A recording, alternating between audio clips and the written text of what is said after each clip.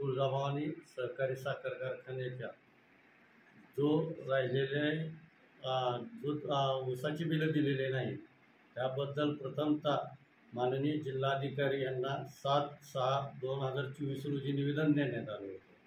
त्या निवेदनाच्या अनुषंगाने 18 तारखेपर्यंत 1 रुपया न दिल्यामुळे 19 तारखेला तुळजापूर जुने बसस्थानक येथे रस्ता रोको करून परत एकदा निवेदन दिलेलं होतं। 19 तारखेनंतर आम्ही सांगितलं की 5 तारखेपर्यंत शेतकरी व कर्मचाऱ्याचे राहिलेला पगार व शेतकऱ्याची बिले द्यावी। तरी त्यांनी आता 5 तारखेपर्यंत 1 रुपया दिलेला नाही। तरी आम्ही सर्वजण शेतकरी कर्मचारी वर्ग मिळून सोमवारी दिनांक 8/7/2024 रोजी आमरण उपोषणाला तहसील कार्यालयासमोर बसत आहोत।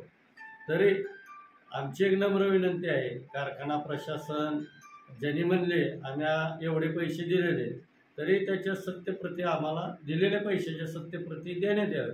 कुठल्या शेतकऱ्याला किती मिळाले, कुठल्या शेतकऱ्याचे किती राहिले हे सत्यप्रत आम्हाला देण्यात येईल।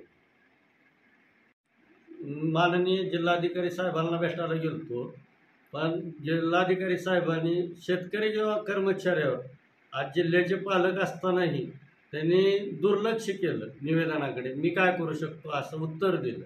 आणि तालुक्याचे आमदार आज हजारो कोटी आणले, ही आणलं ती आणलं म्हणतात।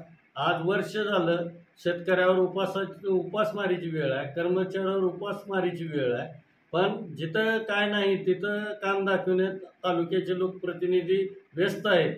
पण माझा शेतकरी आज संसार मोडखळीस निघालेला आहे, दुबार पेरणीची वेळ आलेली आहे। शेतकऱ्याच्या लेकरांच्या शिक्षणासाठी आर्थिक भांडवल नाही तरी आमदाराला लक्ष द्यायला वेळ नाही। त्यामुळं आमदारांनी लक्ष घालून 8 दिवसात शेतकऱ्याचे व कर्मचाऱ्याचे पैसे द्यावे, कारण त्यांचं गल्लीपासून दिल्लीपर्यंत सत्ता आहे। मग एक चुटकी वाजवल्यानंतर काम होतं असं ते म्हणतात। मग एक चुटकी वाजवल्यावर त्यांनी शेतकऱ्याचा आणि कर्मचाऱ्याचा हिताचा निर्णय घ्यावा ही आमदार साहेबांना माझी नम्र विनंती। कर्मचाऱ्याची अवस्था अशी झालेली आहे, आज 3 गाळीत हंगाम झालेले आहे।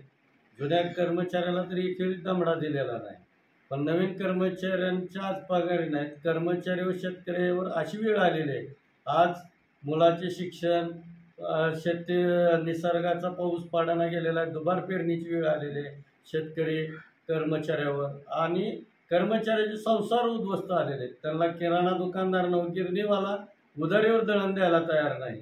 तरी कारखान्याचे जे चालक मालक आहेत त्यांनी कर्मचाऱ्याच्याही पगारी त्वरित द्याव्या, कारण आज त्या कर्मचाऱ्याला अशी वेळ झालेली आहे, मुलाच्या शिक्षणाच्या अडचणीत कारखान्यात जायचं म्हणून पेट्रोलला पैसे नाही, तरी तो त्वरित देऊन त्यांचं संसाराचं पुनर्वसन करावं ही नम्र विनंती।